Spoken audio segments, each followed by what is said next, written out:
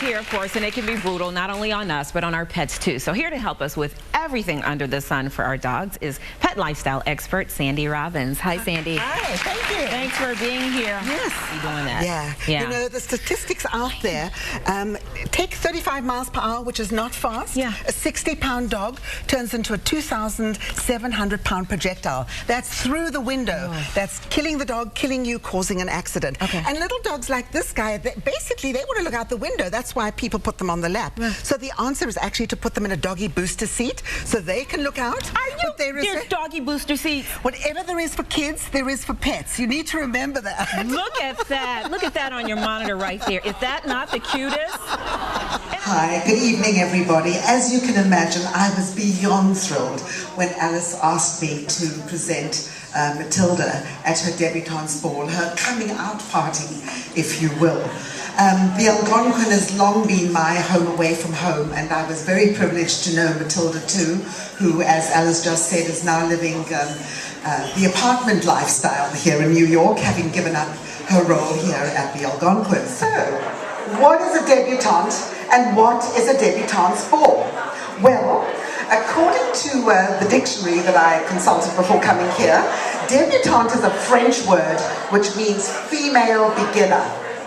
And from the 1800s onwards, aristocracy and upper class society used to introduce their young ladies to eligible young gentlemen at very lavish parties known as a debutante's ball, so that they could meet and mingle and marry within their own social class. Well, our Matilda is not looking for a suitor. Although I must tell you, there is a dog in a nearby hotel who would like to date her. But the Algonquin were not impressed with that because he doesn't live in a five-star establishment. And there are people in this room who've flown from all over the world to be here to meet her at her very special debut. She's been in the hotel for a few months getting to know the ropes, but this is her coming out party. This is her debut.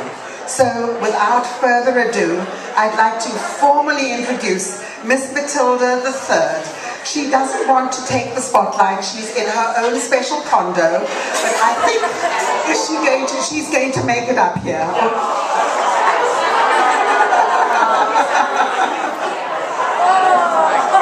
Ladies and gentlemen, New York's celebutante of the hour, Miss Matilda.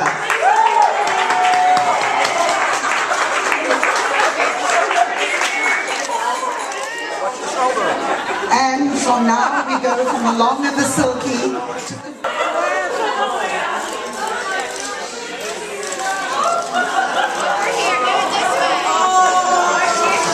Really lives what's on this paper, and we're lucky to have her here today. So, and Sandy's going to introduce her own panel. Thank you. Good afternoon, everybody. I think this is a good time to talk nutrition. We've all just had lunch, but we won't analyze what we've been eating.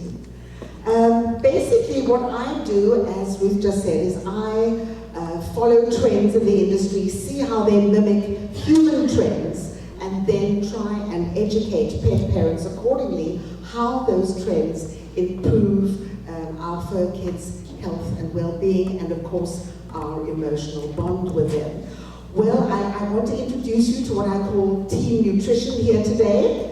I posed a question to every single one of these people on the panel. I said to them, what was your aha moment that made you know that you wanted to be in this wonderful industry that we all work in? So you want to play. I don't blame you. All right, let's talk about playing, though, because we're talking about some training and some techniques that you can use with your pets if you're indoors. Training is very important. You know, take them for classes. Petco have classes for all kinds, shapes and sizes.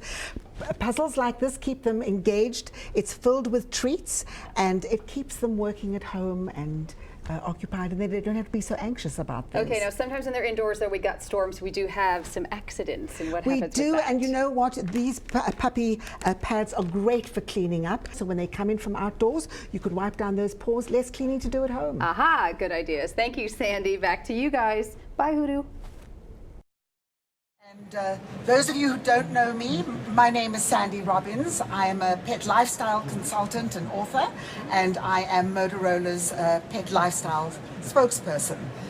There are some amazing new products at this show today, but one thing I will tell you is that the Scout 5000, which is being hailed the first smartphone for your dog, has absolutely no competition on this show floor. They know the real people. They know the real special, generous, kind, loving people.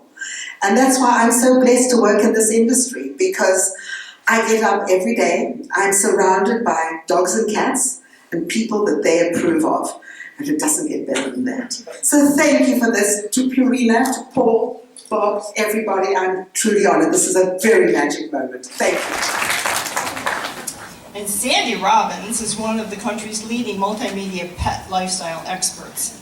She documents the wonderful relationship that we have with our pets, highlighting trends and innovative ideas as they happen.